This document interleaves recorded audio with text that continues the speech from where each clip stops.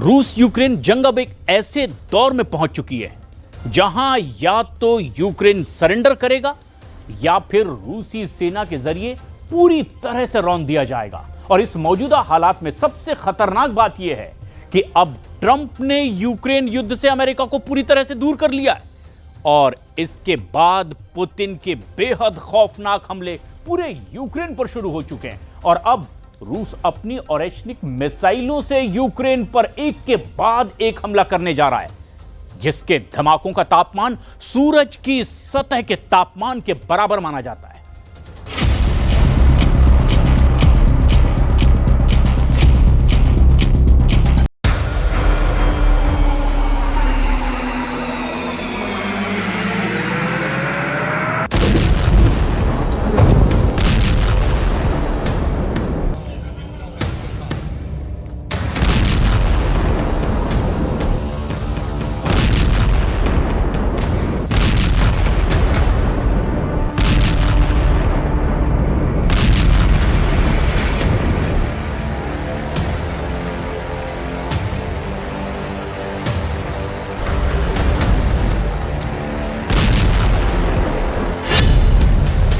परमाणु हमले की तैयारी, सूरज की आग में जला यूक्रेन।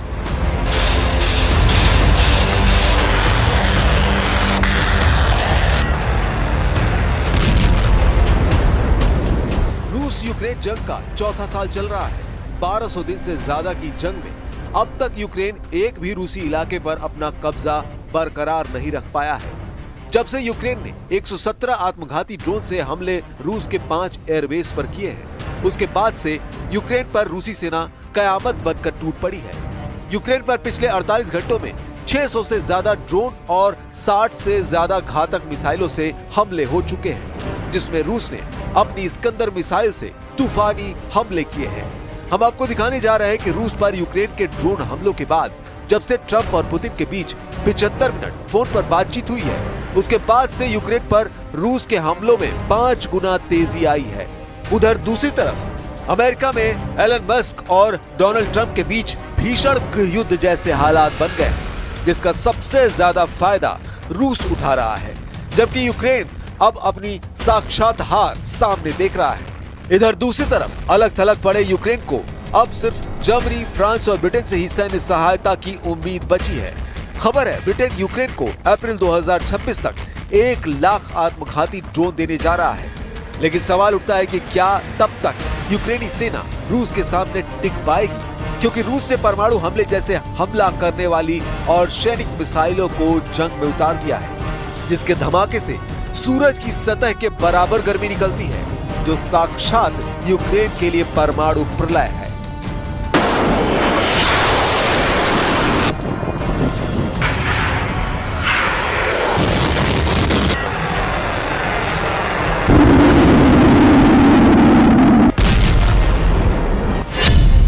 दिया यूक्रेन रूस की मिसाइल बारिश।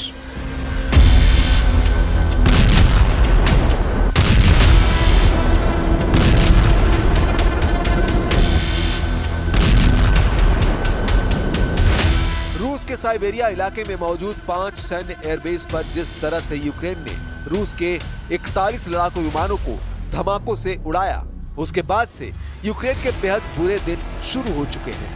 महज 48 घंटे के अंदर ही यूक्रेन की तबाही और बर्बादी की ऐसी तस्वीर सामने आ चुकी है, जिन्हें देखकर नेटो, यूरोप और अमेरिका तक दहल गए हैं। रूस डंके की चोट पर कह रहा है कि रूस पर जिस तरह का ड्रोन हमला यूक्रेन ने किया है, उसके पीछे खास तौर से ब्रिटेन है, जिसने इन हमलों को अंजाम दिलाया।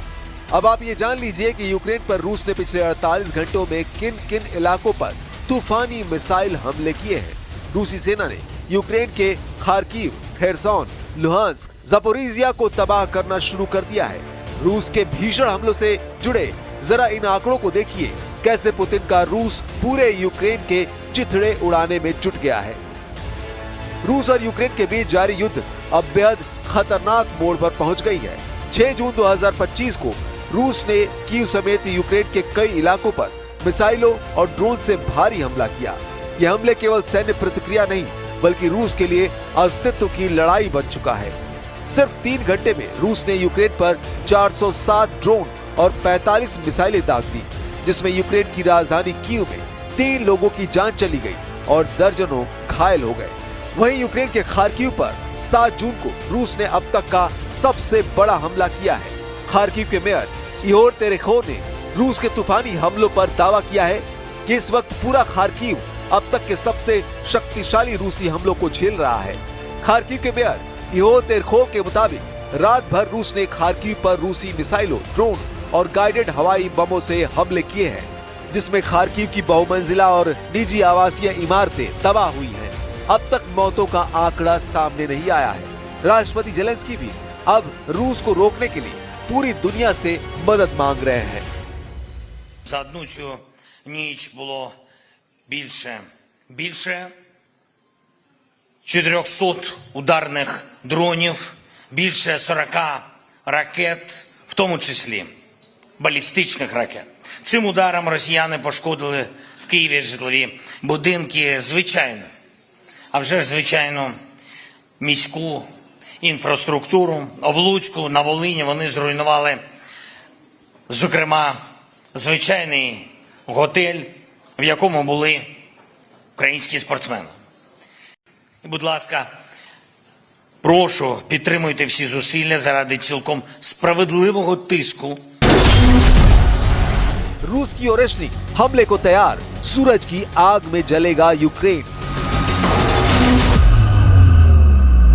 रूसी रक्षा मंत्रालय के मुताबिक 7 जून को रूसी सेना ने यूक्रेन में सैन्य ठिकानों पर रात भर लंबी दूरी की मिसाइलों और ड्रोन से हमले किए हैं। रॉयटर्स की रिपोर्ट के मुताबिक रूसी सेना ने काला सागर में 4 यूक्रेनी मानव रहित नौकाओं को तबाह कर डाला है। पिछले 24 घंटे में रूस ने कुछ ऐसी मिसाइलों से हमले का प्लान बनाया है, जिससे यूक्रेन के साथ साथ यूरोपियन यूनियन और नेटो भी खौफ में आ गए हैं। खबर है कि रूस ने यूक्रेन पर आखिरी हमले के लिए अपनी हाइपरसोनिक मध्यम दूरी की बैलिस्टिक मिसाइल ओरेशनिक को जंग में उतार दिया है। इंटरनेशनल मीडिया के दावों के मुताबिक कजाकिस्तान रक्षा मंत्रालय ने दावा किया है कि उसके इलाके में रूस की तरफ से दागी गई एक मिसाइल के अवशेष मिले हैं, जो ओरेशनिक मिसाइल के हो सकते हैं।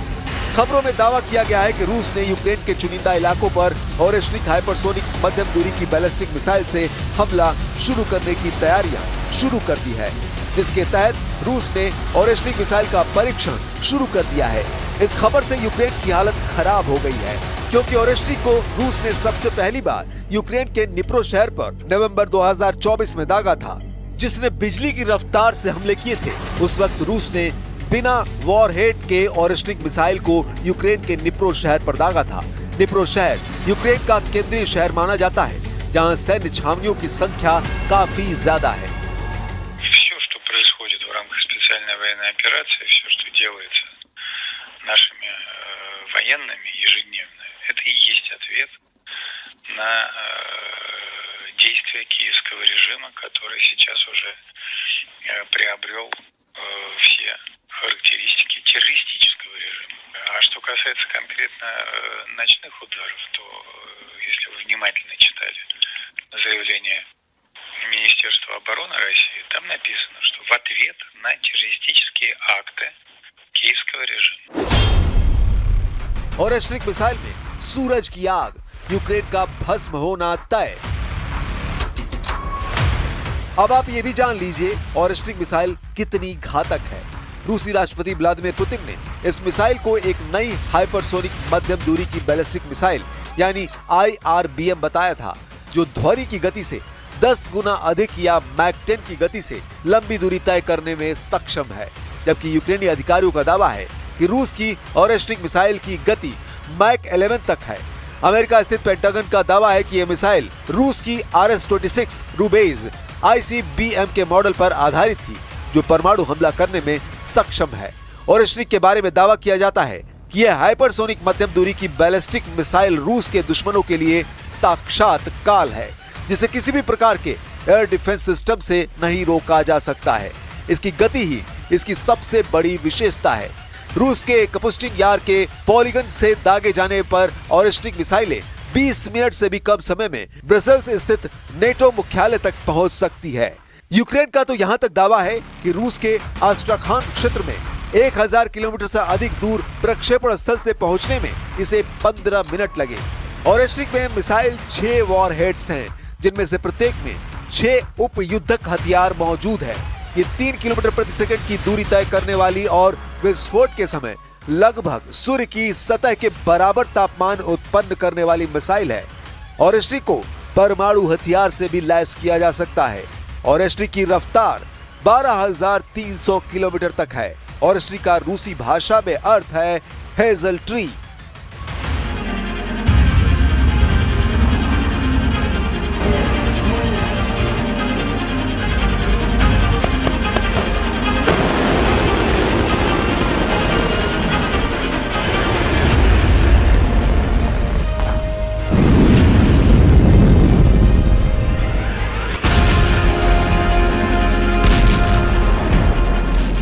यानी इस वक्त यूक्रेन पर जो हमले हो रहे हैं वो सिर्फ रूस का ट्रेलर है।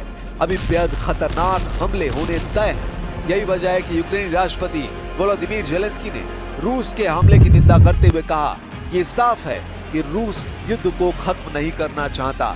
जेलेंस्की ने पश्चिमी देशों से अपील की कि रूस पर दबाव बढ़ाया जाए और उसकी सैन्य क्षमताओं को सीमित किया जाए।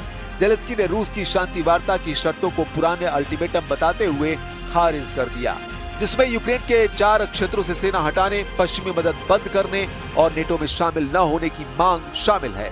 इधर दूसरी तरफ हैरानी की बात तो ये है कि अमेरिका के राष्ट्रपति डोनाल्ड ट्रंप ने यूक्रेन और रूस से 2 टूक कह दिया है कि अब अमेरिका रूस यूक्रेन जंग में किसी तरह से सीज फायर में दिलचस्पी नहीं रख रहा है। ट्रंप ने साफ कहा कि अब यूक्रेन और रूस को भीषण जंग करने दो। ट्रंप से जब से जेलेंस्की को धोखा मिला है, उसके बाद से रूस ने अपने हमलों में नाटकीय बदलाव किए हैं। अब हमलों की जद में यूक्रेन के रिहायशी इलाके आ चुके हैं। खास तौर से खार्किव, खेरसोन, लुहांस्क, ज़पोरिजिया को रूस ने बुरी तरह से तबाह करना शुरू कर दिया है। Щось вони то балакають, вони там якісь переговори, але ж мирне населення кожний день гине. Дуже багато у різних наших куточках України, дуже багато гине українців, дуже мирного населення.